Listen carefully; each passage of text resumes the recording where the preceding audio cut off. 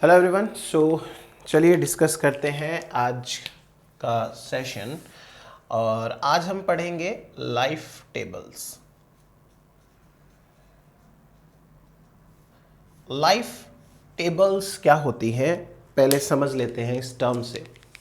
देखो, नाम से समझो।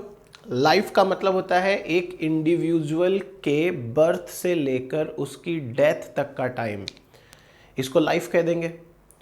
और टेबल यानी कि हमें उसकी लाइफ के डिफरेंट एजेस हैं उनको मॉनिटर करना है। अब हम पढ़ रहे हैं पॉपुलेशन इकोलॉजी, तो पॉपुलेशन इकोलॉजी के अंदर सिंगल इंडिविजुअल की स्टडी तो करेंगे नहीं, पॉपुलेशन की स्टडी करेंगे। और पॉपुलेशन में बहुत सारे मेंबर्स होंगे।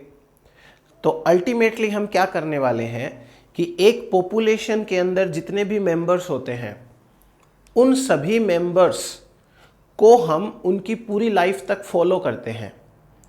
और हम ये पता करते हैं कि किस एज में कितने मेंबर्स तो जिंदा बचे हैं और कितने मेंबर्स मर गए हैं, कितनों की डेथ हो गई, कितने जिंदा बच रहे हैं। ये हम एक आइडिया लगाते हैं, तो इसे हम लाइफ टेबल कहते हैं।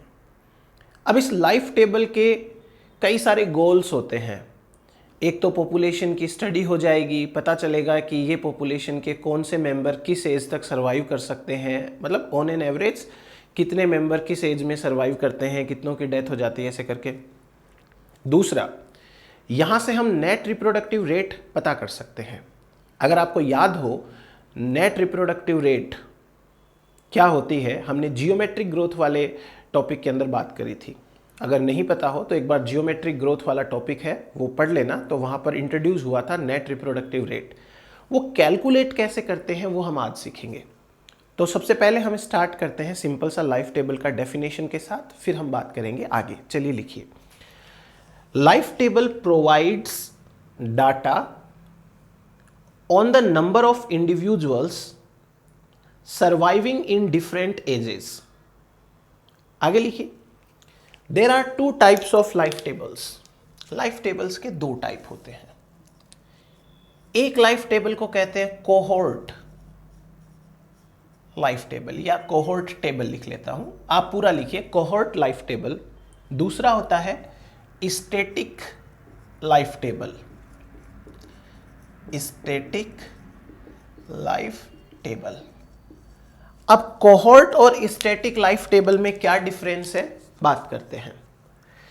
अभी अगर आपको नहीं भी समझ में आ रहा हो, ऐसे लग रहा हो कि क्या ये टेबल की बात कर रहे हैं, कैसी टेबल होती है, सब समझ में आ जाएगा। खाली सुनते जाइए और मैं जितना बोल रहा हूं उतना लिखते जाइए, अभी आपको सब कुछ समझ में आएगा। देखो, कोहोर्ट का मतलब होता है ग्रुप। कोहोर्ट का सिंपल से सिंपल मतलब होता है ग्रुप। हमें क्या करना है कि एक पॉपुलेशन में एक बार जितने बच्चों का जन्म हुआ है उन सभी बच्चों को उनकी पूरी लाइफ तक मॉनिटर करना है। कोहोर्ट का मतलब ग्रुप। जब हम एक ग्रुप की पूरी लाइफ स्टडी करते हैं तो उसे कोहोर्ट लाइफ टेबल कहते हैं। फॉर एग्जाम्पल समझिए, आज के दिन आप किसी फॉरेस्ट में गए और वहां रैबिट की एक पॉपुलेशन थी, और आज ही जितनी भी फीमेल रैबिट्स हैं उन सब ने बर्थ किया, ठीक है, नए मतलब बच्चे प्रोड्यूस किए। तो आज की डेट में आपको बहुत सारे न्यू बॉर्न प्रोजेनी मिल गए, ये बन गया एक ग्रुप। अब आपको ये जो नए बच्चे पैदा हुए हैं आज, जितने भी हुए हैं, 100, 50, 150, 200 जितने भी हुए, उन बच्चों को उनकी पूरी लाइफ तक फॉलो करना है कि अभी ये बच्चे अभी अभी पैदा हुए हैं, एक साल बाद कितने बच्चे जिंदा बचे, उसके एक साल बाद कितने बच्चे जिंदा बचे, ऐसे करके आपको पूरा फॉलो करना है। उसको कहते हैं कोहोर्ट लाइफ टेबल। देखो, कोहोर्ट लाइफ टेबल हम उन स्पीसीज के लिए यूज करते हैं जिन स्पीसीज की एज छोटी होती है, जिन स्पीसीज को हम पूरी एज तक फॉलो कर सकते हैं। जैसे कोई छोटा मोटा रैबिट हो गया, माइस हो गए, है ना, कोई बर्ड स्पीसीज हो गई ऐसी, तो उनका बर्थ हुआ और उनकी पूरी लाइफ तक हम जिंदा हैं, तो हम उनको पूरी लाइफ तक पढ़ सकते हैं। दूसरा आता है स्टैटिक लाइफ टेबल। जो मकसद इस लाइफ टेबल का है वही मकसद इस लाइफ टेबल का भी है। बट स्टैटिक लाइफ टेबल में क्या होता है कि ऐसी स्पीसीज जिनकी एज हमसे भी ज्यादा होती है तो उनके मरने से पहले हम मर जाएंगे, इसलिए हम उनको पूरी लाइफ तक फॉलो नहीं कर सकते। जैसे आज एक कछुए का जन्म हुआ, अब आप से पहले वो कछुआ नहीं मरेगा, कछुए की पूरी एज से पहले पहले हमारी एज कंप्लीट हो जाएगी, तो हम तो उसको पढ़ ही नहीं सकते पूरी एज तक। इसलिए ऐसे ऑर्गेनिजम्स जिनकी एज हमसे भी ज्यादा होती है, जिनको हम पूरी एज तक फॉलो नहीं कर पाते हैं, उन पॉपुलेशंस के लिए ये वाली टेबल इस्तेमाल करते हैं। और इस टेबल के अंदर हम पूरी लाइफ तक तो इसको पढ़ नहीं पाएंगे, तो लाइफ के किसी पर्टिकुलर टाइम में हम कुछ कैलकुलेशंस करते हैं, तो उसको हम कहते हैं स्टैटिक लाइफ टेबल। दोनों का मतलब समझ में आया? कोहॉर्ट लाइफ टेबल और स्टैटिक लाइफ टेबल दोनों का मकसद सेम होता है। ये उन स्पीसीज के लिए इस्तेमाल की जाती है जिनकी एज छोटी होती है, जिनको आप पूरी एज तक पढ़ सकते हो, आप जिंदा रहोगे उसकी एज कंप्लीट हो जाएगी। लेकिन यहां पर ऐसी स्पीसीज जिनके अंदर एज बहुत ज़्यादा होती है, हमारी एज पहले कंप्लीट हो जाएगी, इनकी नहीं होगी, तो उनके लिए अपन को ये वाली टेबल इस्तेमाल करनी पड़ेगी। तो आप एक काम करिए, सबसे पहले इसके लिए लिखिए कोहॉर्ट लाइफ टेबल के लिए, it follows A cohort of individuals, it follows a cohort of individuals from birth to death, from birth to death, because in such organisms the age of individuals are as short that we can study them till their death। ऐसे species में as इतनी छोटी होती है कि हम उनको पूरी एज तक पढ़ सकते हैं। आगे लिखिए, it is used to calculate, it is used to calculate the age specific survival probability,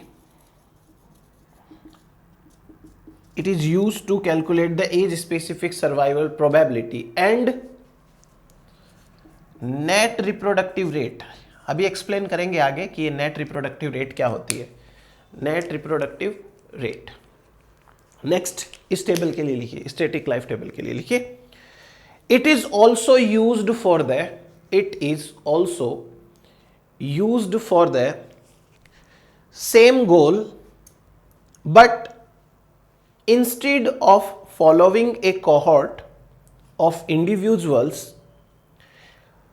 from their birth to death, data are collected on the age of a population at one point in their life। For long-lived organisms like tortoise, banyan tree, elephant, we use such life table। ठीक है, अब हम आगे बात करते हैं। तो पहले हम बात करेंगे कोहॉर्ट लाइफ टेबल की। स्टैटिक लाइफ टेबल के बारे में एग्जाम में आता भी नहीं है, बस आपको पता ही होना चाहिए क्या होता है। तो हम बात करते हैं cohort life table for net reproductive rate, NRR, cohort life table for net reproductive rate. अब एक दो बातें लिखिए। अच्छा, इसमें दूसरी हेडिंग डालिए, इसी के नीचे नेट रिप्रोडक्टिव रेट क्या होती है, NRR क्या होती है। मेरी बात ध्यान से समझिए। मान लीजिए कि एक फीमेल है,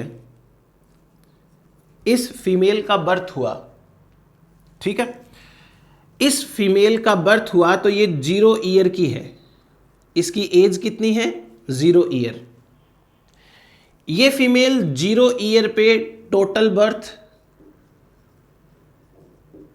कितना करती है, 0। भाई अभी अभी पैदा हुई है तो पैदा होते ही तो रिप्रोडक्शन नहीं करेगी ना। और इसमें से मेल प्रोजेनी कितने हैं और फीमेल प्रोजेनी कितने हैं, तो बर्थ ही नहीं किया इसने, रिप्रोडक्शन ही नहीं किया, तो 0 0।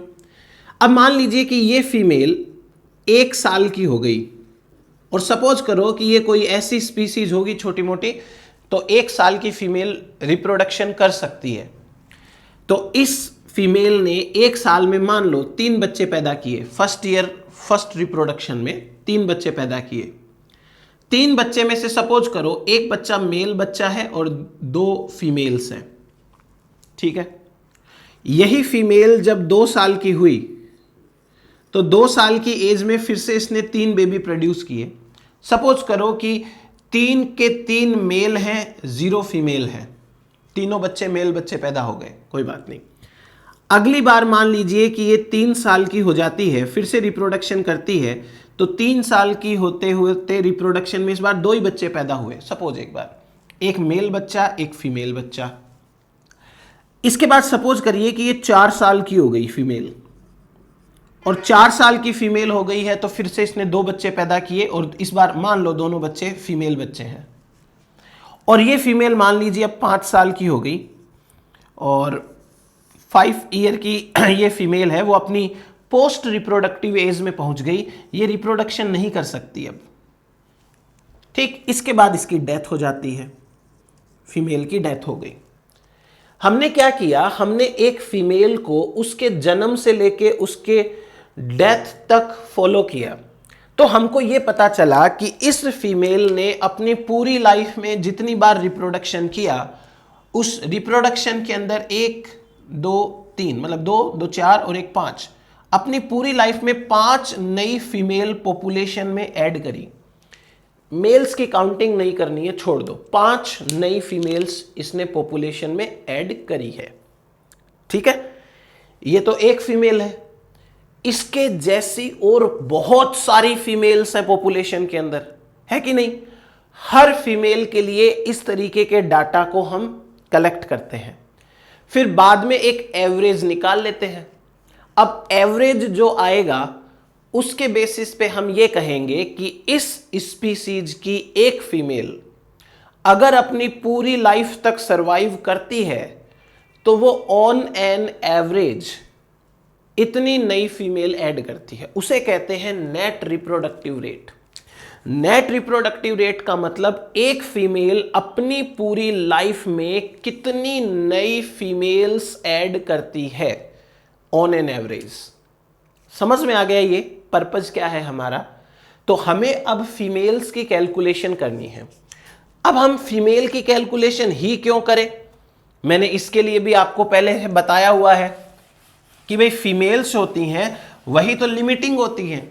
अगर फीमेल ज्यादा होंगी तो बच्चे ज्यादा होंगे, फीमेल कम होंगी तो बच्चे कम होंगे, क्योंकि बर्थ तो फीमेल को देना है। मेल तो हमेशा बहुत ज्यादा नंबर में प्रोजेनी प्रोड्यूस करता है, इसलिए मेल का नंबर है वो तो लिमिटिंग नहीं है। सॉरी, मेल जो है वो बहुत ज्यादा नंबर में गैमेट्स प्रोड्यूस करता है, तो मेल का नंबर लिमिटिंग नहीं है, फीमेल मैटर करती है। अब आप NRR की डेफिनेशन लिखिए, लिखो number of female progenies, NRR, number of female progenies added to the population per female, added to the population per female।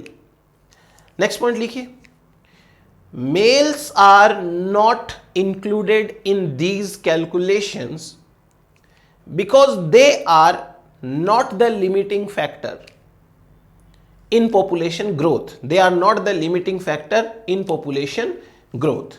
okay, आगे लिखिए, the cohort life table is prepared as follows, the cohort life table is prepared as follows। अब कैसे ये life table prepare करनी है वो मैं आपको समझाता हूं। सबसे पहले आपको सपोज करना है, सपोज एक स्पीसीज है, एक एनिमल स्पीसीज एक्स है, ठीक है। इस एनिमल स्पीसीज एक्स की मैक्सिमम लाइफ होती है 5 इयर्स, मैक्सिमम लाइफ इसकी होती है 5 ईयर्स। 5 साल तक इसके मेंबर्स जिंदा रहते हैं, 5 साल के बाद मर जाते हैं ऑटोमेटिक, नेचुरली। क्लियर हुई ये बात आपको? ऐसा आपको मानना है। अब हम कुछ कैलकुलेशंस करेंगे, तो उसके लिए आपको कुछ लिखना है। पहले लिखिए एक्स। एक्स का मतलब होता है age in years, age in years. N, N का मतलब होता है number of individuals, number of individuals of same age, same age के इंडिविजुअल्स का नंबर। उसके बाद में एक अपने को लिखना है डी। डी का मतलब है death at each age, death at each age. एक आपको लिखना है एलेक्स। एलेक्स का मतलब होता है age specific survival rate, age specific survival rate. फिर उसके बाद में लिखना आपको QX। सब समझ में आ जाएगा ये। QX है एज स्पेसिफिक डेथ रेट। एक आपको कैलकुलेट करना है BX।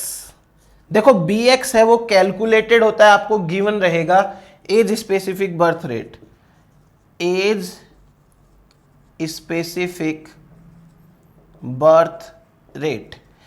ये आपको हमेशा गिवन रहेगा क्वेश्चन के अंदर, गिवन इन क्वेश्चन। आपको कैलकुलेट करने की जरूरत नहीं है। क्यों? क्योंकि आप ये चीज तो कभी कैलकुलेट कर नहीं पाओगे। ये तो एक तरीके की इंफॉर्मेशन है। जैसे हमने अभी लिखा ना कि वो फीमेल थी, वो फीमेल जब 1 साल की हुई तो वो 3 बच्चे पैदा कर सकती है, वो 2 साल की हुई तो वो 3 बच्चे पैदा कर सकती है, वो 3 साल की हुई तो वो 2 बच्चे पैदा कर सकती है।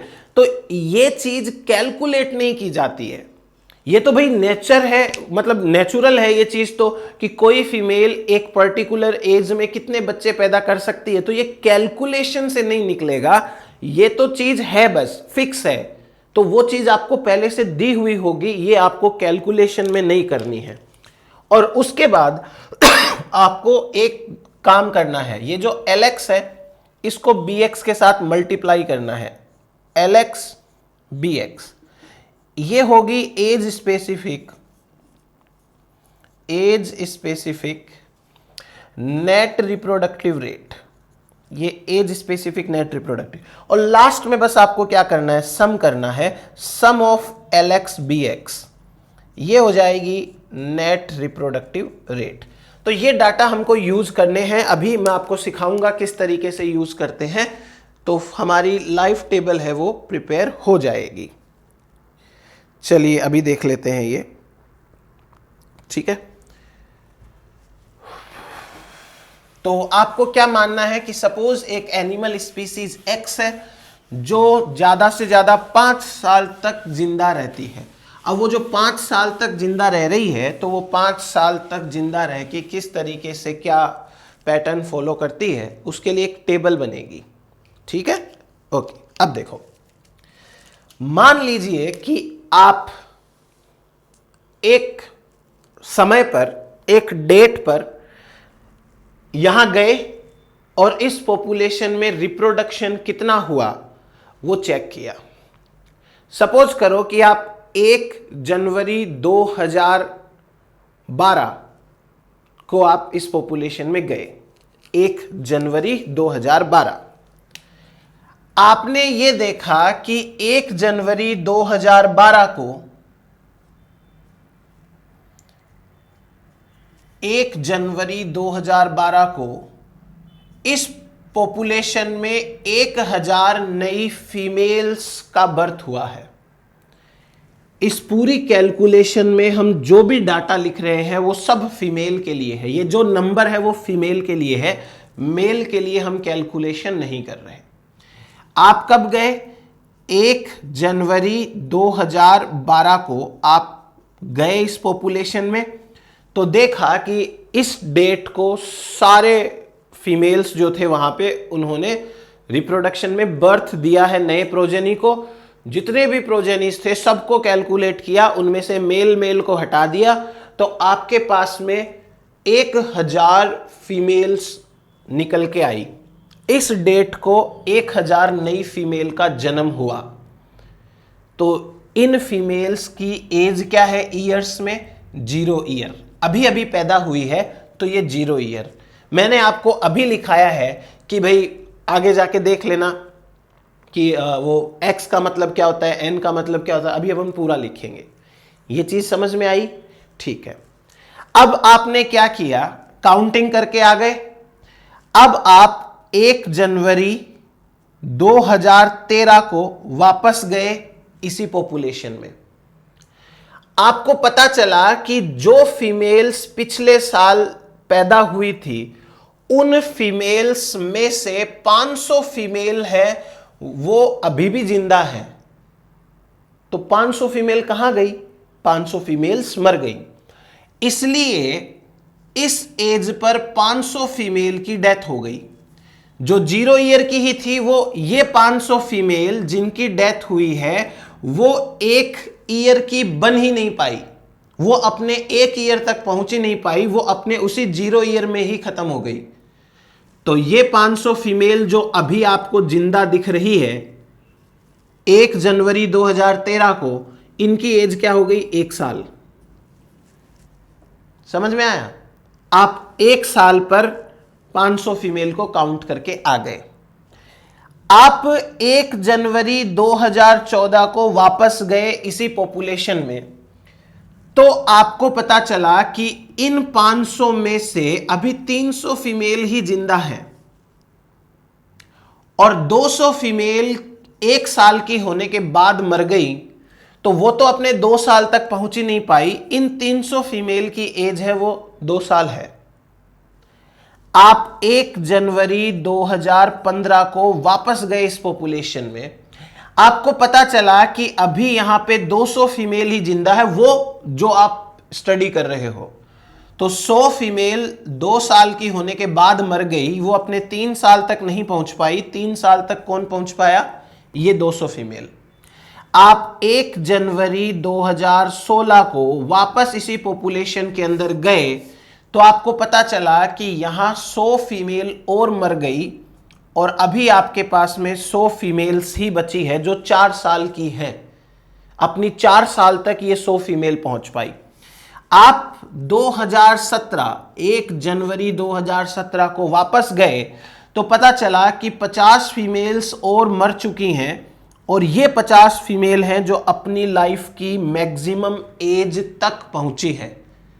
हमने क्या लिखा है? इसकी एज 5 साल होती है।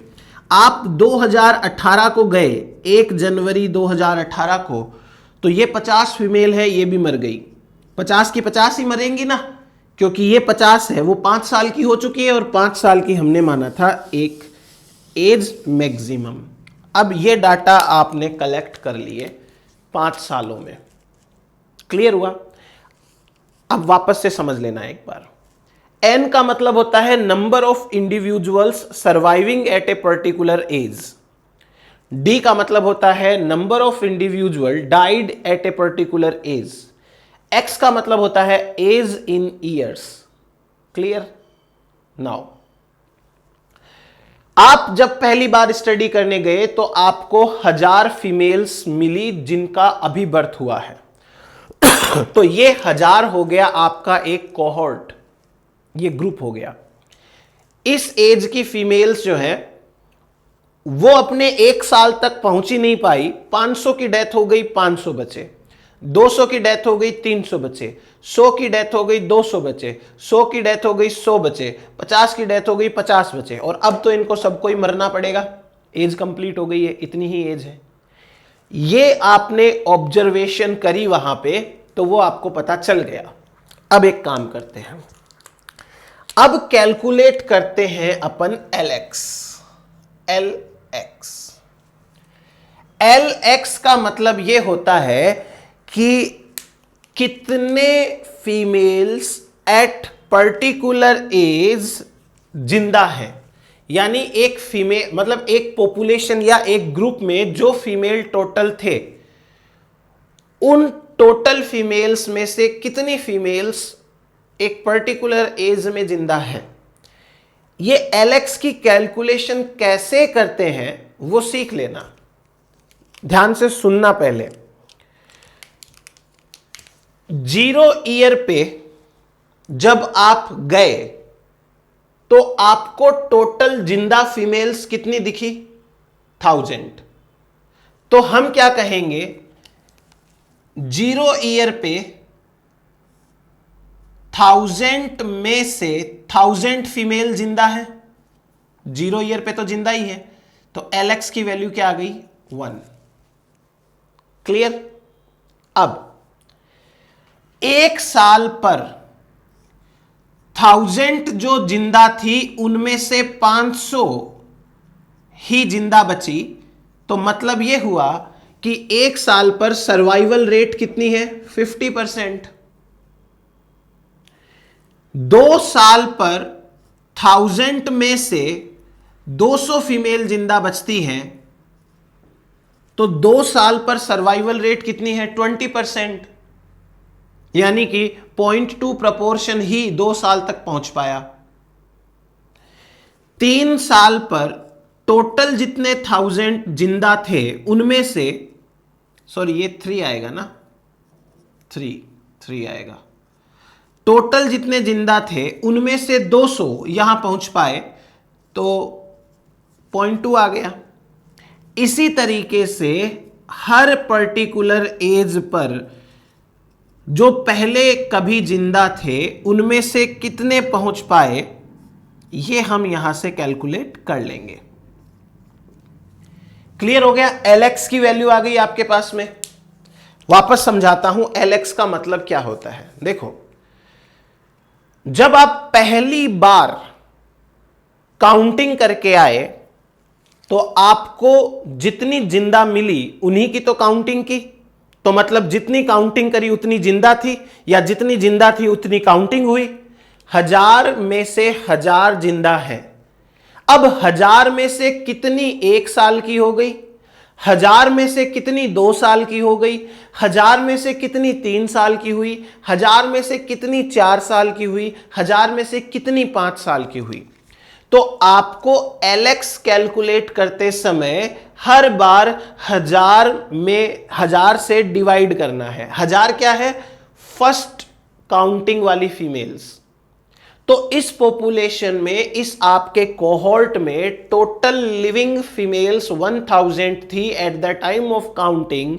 सो now you have to calculate at particular age how much proportion of the females are surviving. Simple है। अगर अब भी नहीं समझ में आया हो तो रट लेना कि एलेक्स कैलकुलेट करते समय टोटल स्टार्टिंग के नंबर से डिवाइड करते हैं। क्लियर हो गई ये बात? अब कैलकुलेट करते हैं अपन QX। QX का मतलब होता है एज स्पेसिफिक मोर्टिलिटी रेट। इसका मतलब यह होता है कि एक पर्टिकुलर एज पर कितनी जिंदा है और उसी एज पर कितनी मर गई। जैसे देखो कैलकुलेशन कैसे की जाती है। मैं ये कहूंगा कि 0 ईयर पर मुझे 1000 जिंदा फीमेल्स मिली थी और इसी 0 ईयर पर 500 फीमेल्स की डेथ भी हो गई, तो 0 ईयर पर कितना प्रपोर्शन खत्म हो जाता है? 0.5। आधा प्रपोर्शन 0 ईयर का 0 ईयर पे ही खत्म हो जाता है। अब ध्यान से समझना, मैं जब 1 साल पर गया तो 1 साल पर मुझे जिंदा फीमेल्स मिली 500, और जब मैं दूसरी साल पे गया तो पता चला कि 200 फीमेल मर चुकी हैं। इसका मतलब 500 में से 200 फीमेल्स उसी एज पर मर जाती हैं। तो ये आ गया मेरे पास में कि भाई 1 साल की एज पर कितना प्रपोर्शन है वो उसकी डेथ होती है। बस यही चीज ध्यान रखनी है। LX करते टाइम हर बार सेम नंबर से डिवाइड करना है और QX करते टाइम हर बार सर्वाइवल कितना है और उसके सामने डेथ कितनी है उनमें डिवीजन करना है। जब मैं 2 साल की एज पर पहुंचा तो मुझे 300 फीमेल्स जिंदा मिली और इसी एज पर 100 की डेथ हो गई 300 में से, तो ये कितना हो गया 0.3। इस प्रकार जब मैं 3 साल की एज पर पहुंचा वहां पे तो 200 फीमेल्स जिंदा हुआ करती थी और इसी एज पर 100 फीमेल की डेथ हो गई, मुझे इतना प्रपोर्शन जिंदा मिला। अब जब मैं 4 साल की एज पर पहुंचा तो मुझे 100 फीमेल्स जिंदा मिली, उनमें से 50 की डेथ यहीं पर हो गई। और जब मैं 5 साल की एज पर पहुंचा तो 50 फीमेल जिंदा मिली और डेफिनेटली सबकी डेथ होनी है। अब मैं आपको एक चीज बता देता हूं, पहले तो इसको वापस समझ लो। हर एज पर कितने जिंदा में से कितने मर जाएंगे, इसको कहते हैं QX। इसमें आपको इनिशियल नंबर से कैलकुलेट नहीं करना। क्यों नहीं करना, सोचो एक बार। अगर आप इनिशियल नंबर में से कैलकुलेट करोगे, जैसे मान लो आपने ये 50 वाला किया, लास्ट वाला, अगर आप इस 50 को 1000 से डिवाइड कर दोगे तो आपका आंसर आएगा ये। इसका मतलब क्या हुआ कि 5 साल की एज में 1000 में से इतनी फीमेल्स की तो डेथ हो गई और अभी 5 साल की एज में इतनी फीमेल्स और जिंदा है। ये थोड़ी जिंदा है, इसलिए ये गड़बड़ नहीं करनी है। LX में हर बार सेम नंबर से डिवाइड करना है और QX में हर बार जितने जिंदा हैं उससे डिवाइड करना है। एक तो चीज ये। दूसरी बात, एक खास बात है, जब आप सबसे पहली कैलकुलेशन करते हो LX के लिए तो जितनी काउंटिंग की है उतनी जिंदा होगी, इसलिए यह वैल्यू 1 आना कंपलसरी है। और जब आप लास्ट कैलकुलेशन करते हो QX के लिए तो क्योंकि लास्ट कैलकुलेशन के अंदर वो फीमेल्स अपनी मैक्सिमम एज की होती है, इसलिए वो सारी मर जानी चाहिए मैक्सिमम एज पे पहुंचने के बाद में, तो ये वाली वैल्यू भी 1 आना कंपलसरी है। तो अब आप इतना सा याद रख लेना कि फर्स्ट LX और लास्ट QX 1 होता है। हां, यह बात अलग है कि मान लो मैंने आपको कहा कि इस स्पीसीज की मैक्सिमम लाइफ 5 साल है, लेकिन मैंने आपको डाटा 3 साल तक ही दिए, तो यहां तो 1 नहीं आएगा। चीज समझ रहे हो? अगर पूरी लाइफ टेबल बनाई जाए तो पक्का यहां 1 आता है, यहां 1 आता है। अब नेक्स्ट होता है BX, age specific birth rate. और जैसा मैंने आपको बताया कि ये age specific birth rate calculate नहीं करनी होती है, ये दी हुई होती है। अब उस स्पीसीज की कोई फीमेल अपनी किस एज पे कितने बच्चे पैदा करेगी, ये कैलकुलेट नहीं किया जाता, ये ऑब्जर्व किया जाता है। तो अब जो डाटा दिया हुआ है वो डाटा मैं वैसे के वैसे लिख रहा हूं। देखिए क्या दे रखा है। फर्स्ट, एक फीमेल जो अपने 0 ईयर पे है, वो अपनी प्री रिप्रोडक्टिव एज में है, वो कोई बच्चे पैदा नहीं कर सकती। अभी अभी जन्म हुआ है तो वो कोई रिप्रोडक्शन नहीं करेगी। लेट्स सपोज एक फीमेल जो अपने 1 साल पे पहुंच गई, वो रिप्रोडक्शन करना चालू कर देती है और वो 2 बच्चे पैदा करती है।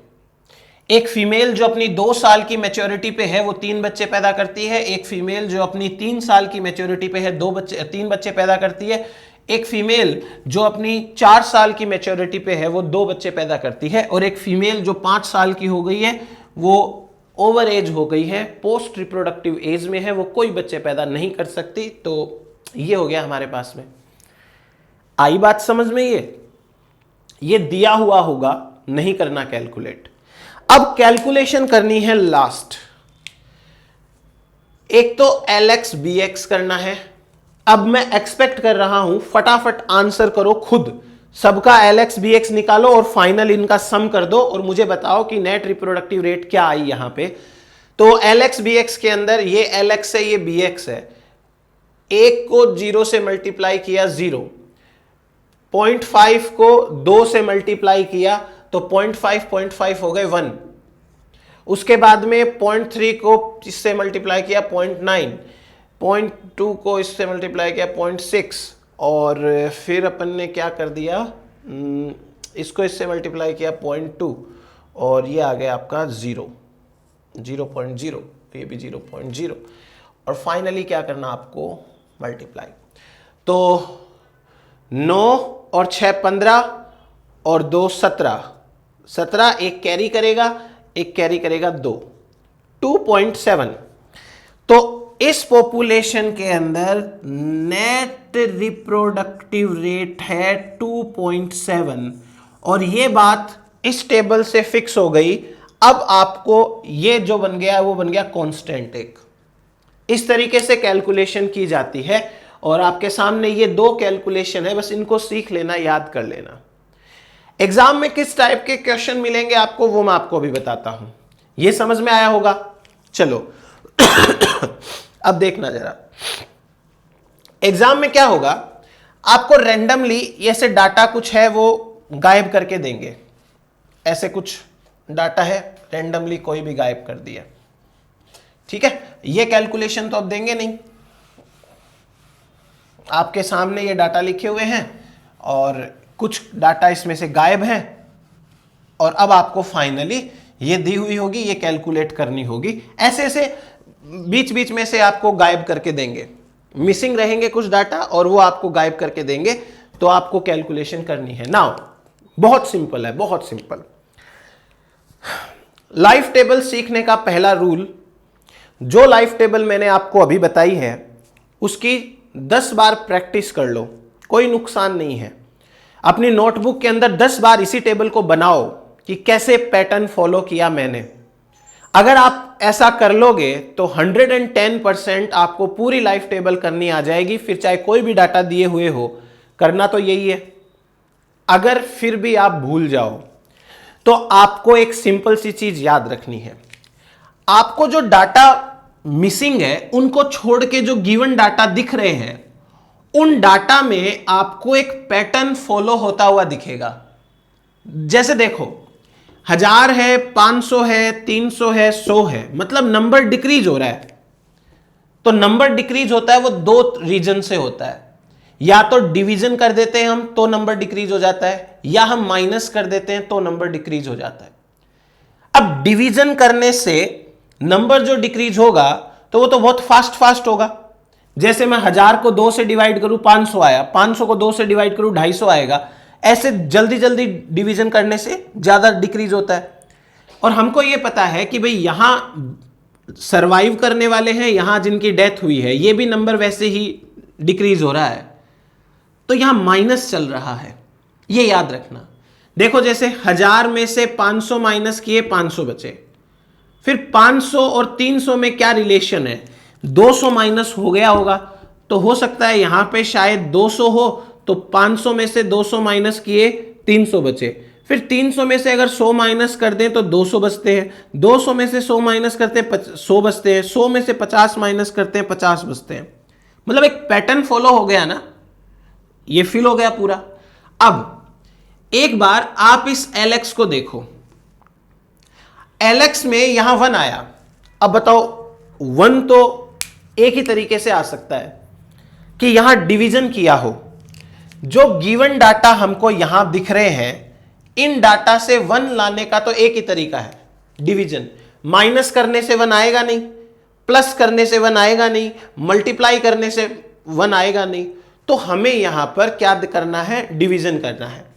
पहले 2 में माइनस, आगे के 2 में डिवीजन, उसके बाद एक मल्टीप्लीकेशन, फिर उसके बाद एक टोटल, ऐसा करना है। सो आप एक बार पैटर्न देखो, 1, ये 1 कैसे आया, आप ये भी याद रखना। L है ना, L का मतलब लाइफ या L का मतलब लिविंग, तो ये सर्वाइवल रेट है, सर्वाइवल रेट। अब आप ये मत भूल जाना आगे जाकर कि LX और QX में से कौन सी तो सर्वाइवल है, कौन सी डेथ है। L का मतलब लाइफ, ये सर्वाइवल है, तो आपको इन सर्वाइवल वालों के डाटा यूज करने हैं यहां पे।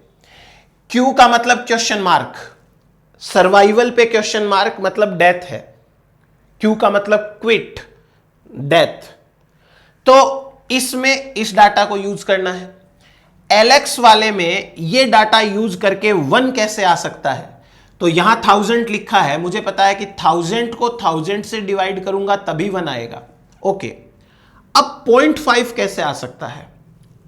500 को 500 से डिवाइड करोगे तब तो 0.5 आएगा नहीं, तो आपको क्या करना है, 500 को 1000 से डिवाइड करना है तभी 0.5 आया होगा। ये दो पैटर्न अगर समझ गए तो आगे समझ जाओ कि इस 300 को भी 1000 से डिवाइड करना है तो ये 0.3 आंसर आ जाएगा। फिर आप देख रहे हो कि 200 को 1000 से डिवाइड किया तो 0.2 आया, तो इस 100 को भी 1000 से डिवाइड करना होगा शायद, तो 0.1 आ जाएगा। ये लो, ये हमारा पूरा का पूरा कॉलम फिल हो गया आराम से। आई बात समझ में?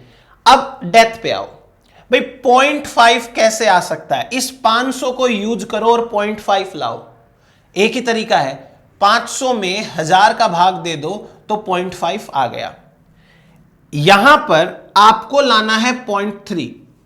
अब आपको यहां पर कंफ्यूजन हो सकता है कि भाई 300 है, इसको मैं 1000 से डिवाइड कर दूं तो भी 0.3 आता है। तो एक बार देखो जरा कि इस 50 को 1000 से डिवाइड करोगे तो 0.5 आएगा क्या? इसका मतलब यहां 1000 से डिवाइड नहीं करना है। 500 को इस 1000 से डिवाइड करना है तो 200 को इस 500 से डिवाइड करना है। 200 को 500 से डिवाइड करो, 0.4 आएगा। फिर 100 को 300 से डिवाइड करना है, इस 100 को 300 से डिवाइड करना है, ये आएगा। फिर इस 100 को 200 से डिवाइड करना है तो आपका 0.5 आएगा।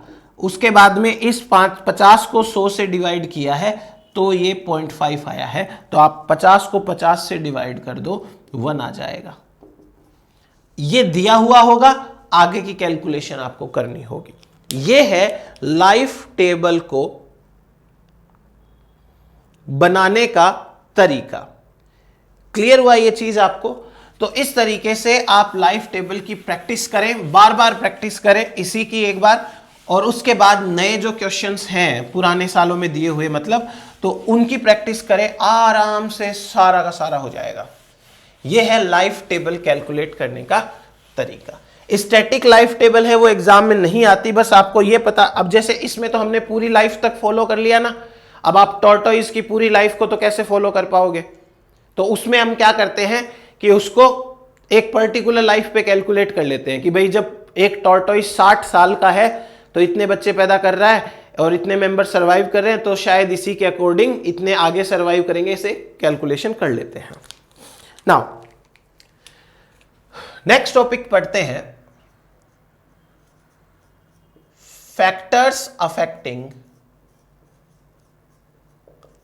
पॉपुलेशन। फैक्टर्स अफेक्टिंग पॉपुलेशंस, क्या है ये फैक्टर्स अफेक्टिंग पॉपुलेशन?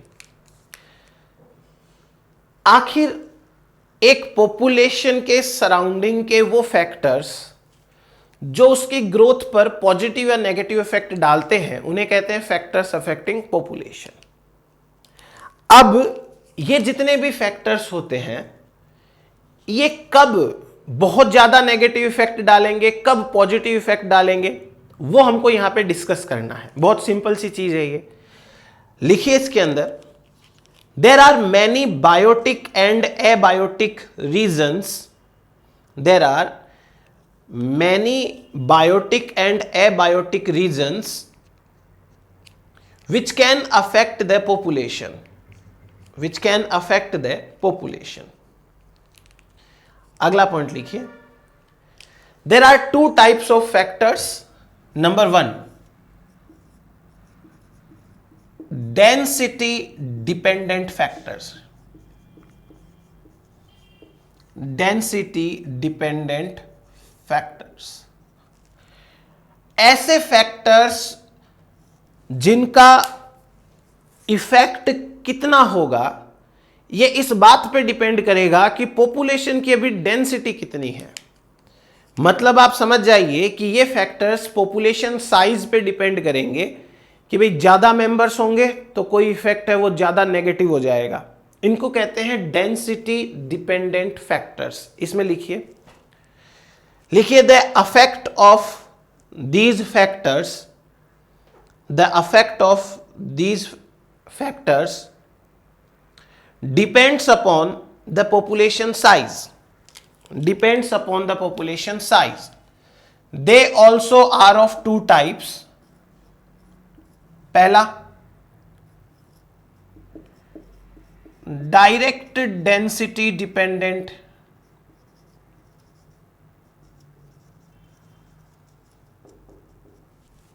दूसरा indirect density dependent. Direct density dependent में पहला पॉइंट लिखिए as density increases, density increases, negative effect also increases. अगर डेंसिटी बढ़ेगी तो उस फैक्टर का नेगेटिव इफेक्ट भी बढ़ेगा।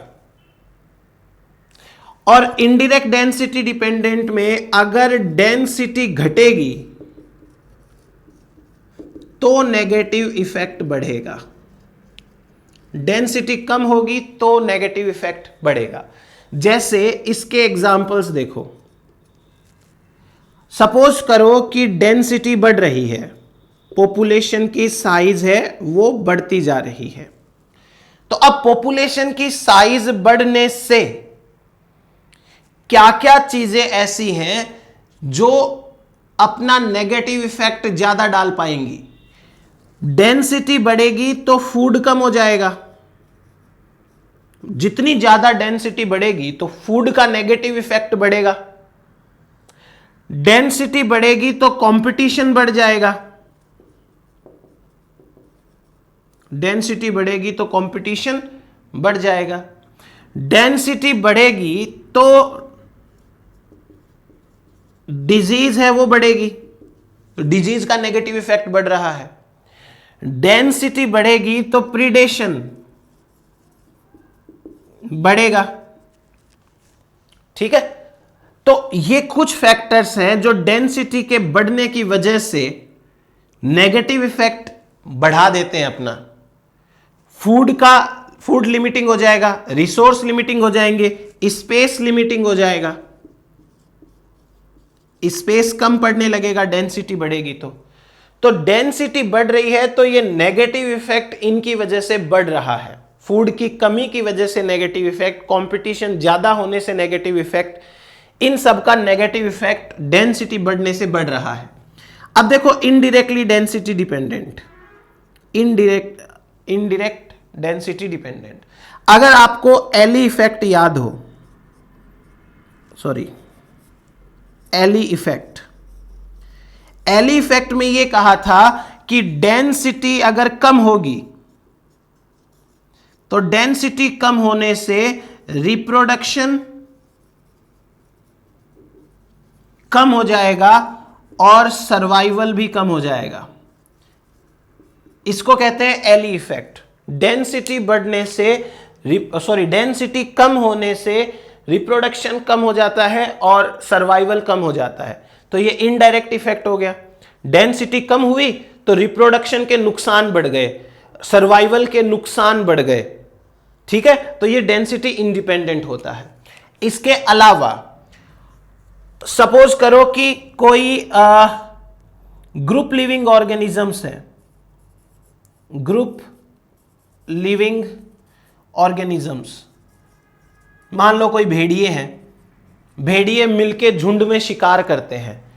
अगर इनकी डेंसिटी कम होगी तो इनके लिए फूड अवेलेबिलिटी कम हो जाएगी, फूड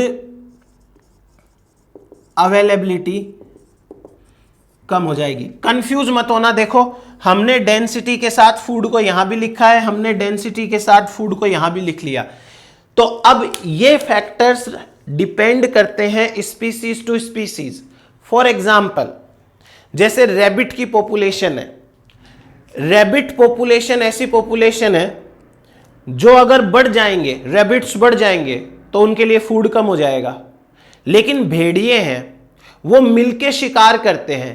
अकेला भेड़िया होगा तो वो शिकार को मार नहीं पाएगा, तो भेड़िए का नंबर कम है तो उनको फूड नहीं मिल रहा। उनका नंबर बढ़ेगा तो वो आसानी से शिकार कर पाएंगे, तो उनके लिए फायदा है। समझ में आई ये बात? ये factors species to species vary करते हैं कि कौन सी स्पीसीज के लिए डेंसिटी डिपेंडेंट है डायरेक्टली, कौन सा इनडायरेक्टली डिपेंडेंट है। तो इनकी टेंशन लेनी नहीं है। ये हो गई।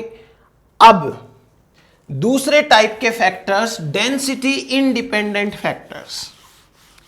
ऐसे फैक्टर्स जिनका नेगेटिव इफेक्ट कितना होगा ये खुद उस फैक्टर पे ही डिपेंड करता है कि वो फैक्टर कितना इंटेंस है। कोई फर्क नहीं पड़ता कि पॉपुलेशन की साइज क्या है। तो दूसरा क्या है? Density independent factors. Independent factors.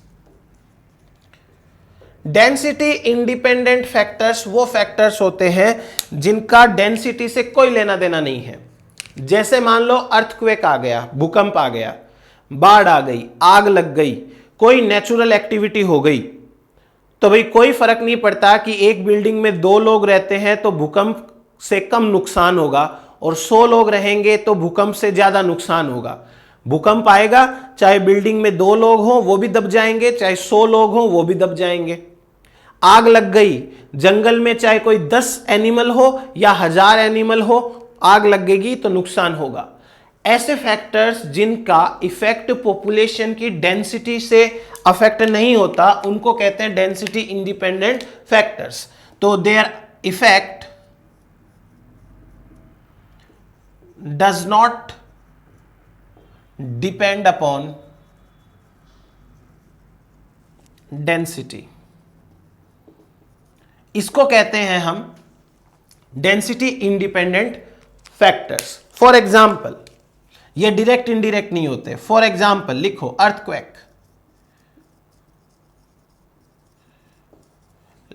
लिखो वॉल्केनो, और क्या क्या था, फायर, फ्लड, बाढ़ आ गई, सुनामी आ गई, जो जो याद आता है नेचुरल एक्टिविटी सारी लिख लो। तो ये फैक्टर्स होते हैं डेंसिटी इंडिपेंडेंट। उसके बाद हम पढ़ते हैं इनके ग्राफ। देखना, ग्राफ देखना। आपको एक ग्राफ ऐसा दिया हुआ मिल सकता है, एक तरफ पॉपुलेशन डेंसिटी बढ़ रही है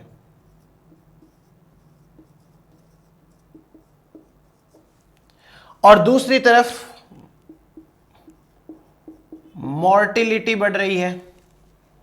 सीधा सीधा है, पॉपुलेशन की डेंसिटी चाहे कितनी हो, डेथ है वो सेम होती है। तो ये क्या हुआ? Density independent factor. Density independent factor, चाहे कोई भी डेंसिटी हो, डेथ सेम है।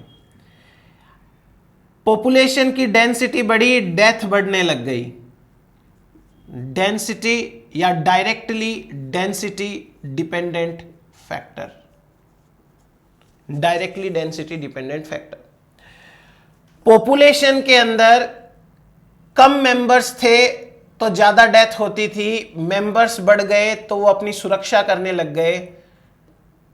In directly density dependent factors. Graph तीनों समझ में आया? जैसे मान लीजिए कि बफेलो है, जंगल में रहती है, अकेली बफेलो है, शेर आसानी से शिकार कर लेगा। 20 बफेलो एक साथ है, शेर की हिम्मत नहीं होती उनके ऊपर अटैक करने की। बफेलो का नंबर कम है तो डेथ होने के चांस ज्यादा है, बफेलो का नंबर बढ़ेगा, डेथ होने के चांस घटेंगे। तो ये इनडायरेक्ट हो गया। अब ये जो ग्राफ है, यही ग्राफ इस तरीके से भी रिप्रेजेंट किए जाते हैं। आपके सामने सेम टू सेम ग्राफ है, वो ऐसे लिखा जा सकता है, पॉपुलेशन डेंसिटी इस तरफ और मोर्टिलिटी इस तरफ। एक ग्राफ आया सीधा, एक ग्राफ आया कुछ ऐसा, एक ग्राफ आया कुछ ऐसा। आपको बताना होता है कि कौन सा डेंसिटी डिपेंडेंट है, कौन सा इंडिपेंडेंट है और कौन सा डायरेक्टली या इनडायरेक्टली डिपेंडेंट है। मेरी बात को ध्यान से समझो, ये ग्राफ जो होते हैं वो ग्राफ लॉजिकल ग्राफ तो नहीं है।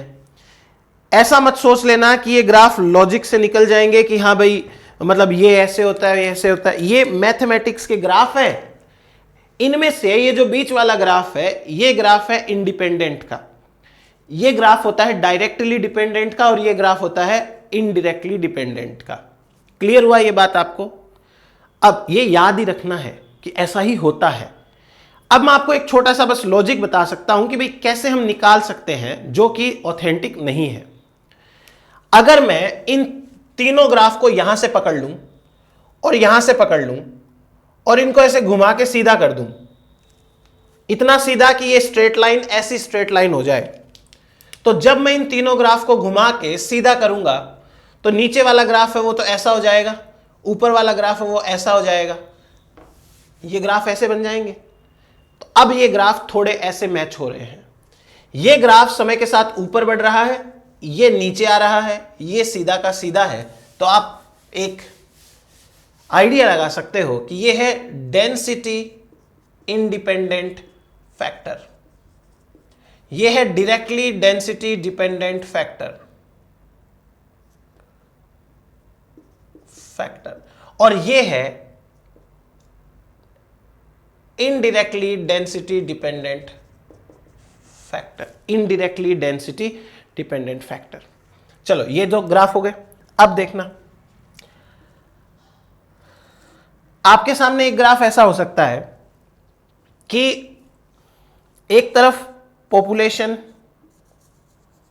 डेंसिटी बढ़ रही है, बर्थ रेट कांस्टेंट है और डेथ रेट बढ़ रही है, ठीक है। और ये जो पॉइंट है, इस पॉइंट पर पॉपुलेशन की डेंसिटी वो डेंसिटी है, कैरिंग कैपेसिटी, जहां पर सेम डेथ सेम बर्थ है। इसका उल्टा भी हो सकता है कि जैसे जैसे पॉपुलेशन डेंसिटी बढ़ती है, रिप्रोडक्शन की रेट, बर्थ रेट कम हो जाती है। हाँ, रिप्रोडक्शन ज्यादा होगा लेकिन रेट कम हो जाएगी। डेथ को कांस्टेंट कर दिया, बर्थ है वो डिक्रीज हो गया। आपको ये पहचानने पड़ते हैं। और इन दोनों को ऐसे भी लिख सकते हैं, बर्थ कम हो रहा है, डेथ बढ़ रही है। जब पॉपुलेशन डेंसिटी बढ़ेगी, पॉपुलेशन की डेंसिटी बढ़ने से डेथ तो बढ़ेगी, बर्थ है वो कम होगा। टोटल बर्थ जो होता है वो कम होता है। जैसे सपोज करो कि 10 मेंबर हैं, 10 मेंबर मिलकर के 10 नए मेंबर ऐड कर रहे हैं, तो 10 मेंबर 10 नए मेंबर ऐड कर रहे हैं, लेकिन 100 मेंबर मिलके 15 मेंबर ऐड कर रहे हैं। हालांकि 15 मेंबर नए ऐड हुए ये ज्यादा है, लेकिन रेट के हिसाब से बात करें तो पिछली बार तो 10 मेंबर्स ने ही नए 10 मेंबर इंट्रोड्यूस कर दिए, और अब 100 लोग मिलकर भी खाली 15, भाई 100 के हिसाब से 100 नए ऐड होने चाहिए, बट सिर्फ 15 हुए। ये होता है, पॉपुलेशन की डेंसिटी बढ़ती है तो डेथ रेट बढ़ती है, पॉपुलेशन की डेंसिटी बढ़ती है तो बर्थ रेट कम हो जाती है। ध्यान रखना, एल इफेक्ट, नहीं सॉरी एल इफेक्ट नहीं है। और पॉपुलेशन की डेंसिटी बढ़ती है तो डेथ रेट बढ़ती है, बर्थ रेट कम हो जाती है। एल इफेक्ट स्पेसिफिक स्पीसीज के लिए काम करेगा, यहां पे एल इफेक्ट नहीं है, सॉरी। तो ये ग्राफ्स है कुछ हमारे पास इसको लेकर के कि पॉपुलेशन को कौन से फैक्टर कैसे अफेक्ट कर सकते हैं।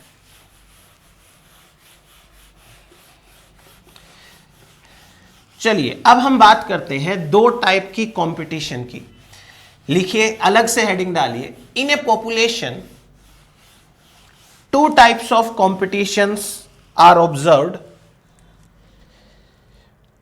Two types of populations, in a population, two types of competitions are observed when the resources become limiting.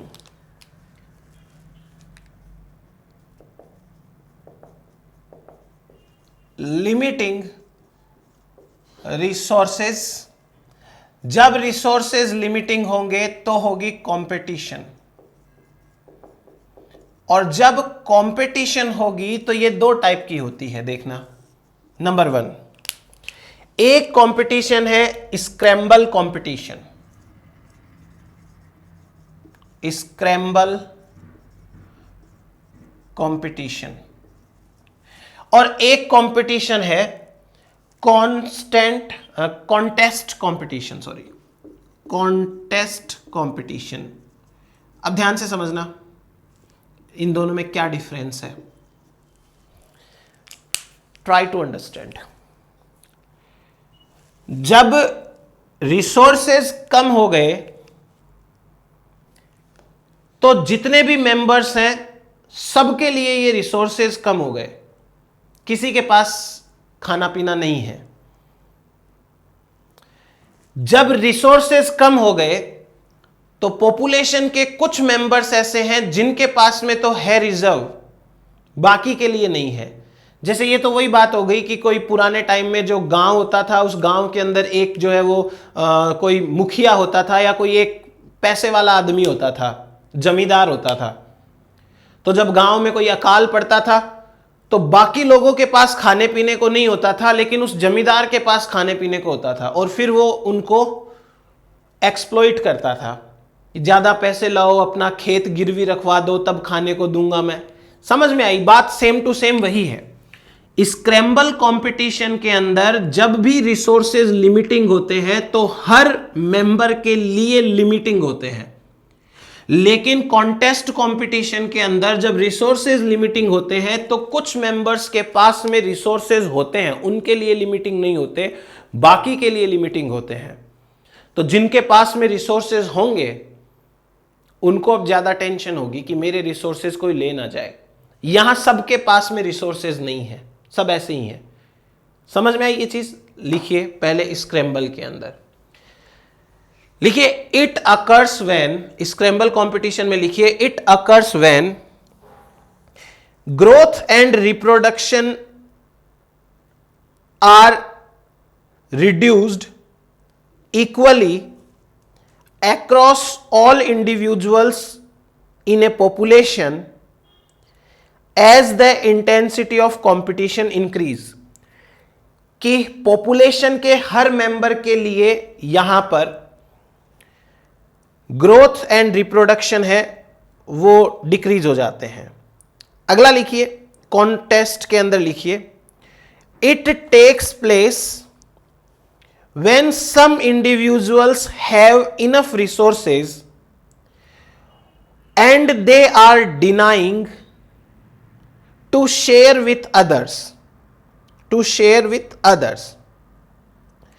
तो ये हो गया हमारे पास में दोनों में डिफरेंस। अब एक कॉमन लाइन लिखिए, in general in a population one of the two types competition will be there, but sometimes in the same population both competitions could be there। for example, दोनों हो सकती है, जैसे in insects during larva stage scramble competition is there, but in adult stage contest competition is there। जब insects अपनी larva stage में होते हैं तो लार्वा स्टेज में तो सब बच्चे हैं, छोटे छोटे लार्वा हैं, किसी के पास में कुछ भाई अपना उतना इंडिपेंडेंट नहीं होते वो, तो सबके लिए ही रिसोर्स कम हो जाते हैं। लेकिन वो एडल्ट बन जाते हैं तो कुछ इंसेक्ट्स के पास में फूड मटेरियल हो सकता है, या कुछ इंसेक्ट्स हैं वो ऐसी जगह पे रह सकते हैं जहां पर उनके पास में फूड हो, तो उसको कहते हैं कॉन्टेस्ट कॉम्पिटिशन। तो ये दो चीजें नई थी, इस बार ऐड कर लीजिएगा। तो अब जो है वो हम नेक्स्ट टॉपिक नेक्स्ट क्लास में स्टार्ट करेंगे। आज के लिए इतना ही। और एक और चीज़ है कि भाई आप लोग जो है वो वीडियोस बहुत कम देख रहे हो, रेस्पॉन्सेज आपका बिल्कुल ठीक नहीं है। सो कंपटीशन है, तैयारी करिए अच्छे से। नेक्स्ट वीडियो के अंदर लेकर आते हैं नेक्स्ट टॉपिक। Thank you.